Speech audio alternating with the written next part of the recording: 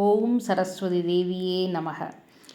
இன்றைக்கி நம்ம ஒரு முக்கியமான விஷயத்தை தான் பார்க்கலாம் அப்படின்ட்டுருக்கோம். கல்விக்கும் கலைகளுக்கும் அதிபதியான அன்னை சரஸ்வதி தேவியோட வாகனம் அன்னப்பறவை. நம்ம எல்லாருக்குமே தெரிஞ்சது தான்.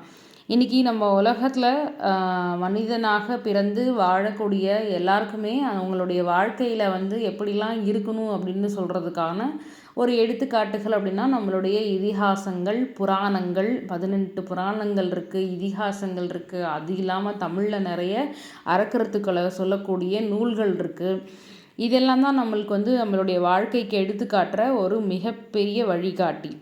அப்படி இருக்க வகையில் நம்மளுக்கு புராணங்களில் சொல்லக்கூடிய பல தெய்வங்களுடைய புகைப்படங்களாக இருக்கட்டும், இல்லை அதோட வாகனங்கள் எடுத்து இருக்கிற நம்மளுக்கு சில குணங்கள், முக்கியமான குணங்கள் நம்ம கண்டிப்பாக தெரிஞ்சுக்க வேண்டியது இருக்குது.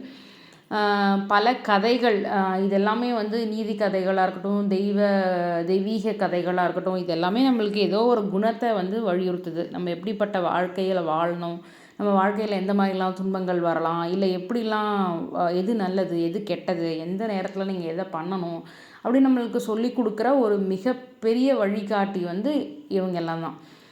இதை பல அறிஞர்கள், மகான்கள் எல்லாமே வலியுறுத்தியிருக்காங்க. இன்றைக்கி நம்ம முக்கியமாக சரஸ்வதி தேவி அவர்களுடைய வாகனம் அன்னப்பறவை தெரியும்.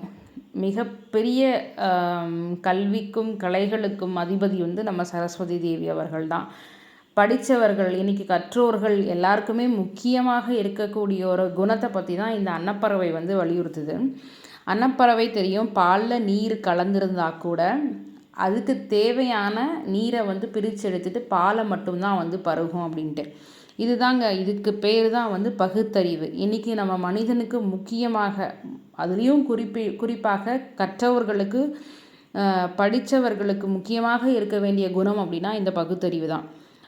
என்னதான் நல்லதும் கெட்டதும், நல்லதும் தீமையும் சேர்ந்து இருந்தாலும் நம்மளுக்கு தேவையான விஷயத்த மட்டும்தான் நம்ம அந்த பகுத்து ஆய்ந்து அறிந்து எல்லா விஷயங்களையும் பார்க்கணும். இந்த ஒரு பகுத்தறிவு குணம் கல்வியாளர்களுக்கு கண்டிப்பாக தேவை. இன்றைய காலகட்டத்தில், இன்றைக்கு உலக சூழ்நிலையில் பொறுத்த வரைக்கும் எல்லாமே சேர்ந்து தான் இருக்குது. அதில் உங்களுக்கு எது நல்லதுன்னு படுதோ அந்த விஷயத்த நீங்கள் ஆய்ந்தறிந்து பார்க்கணும்.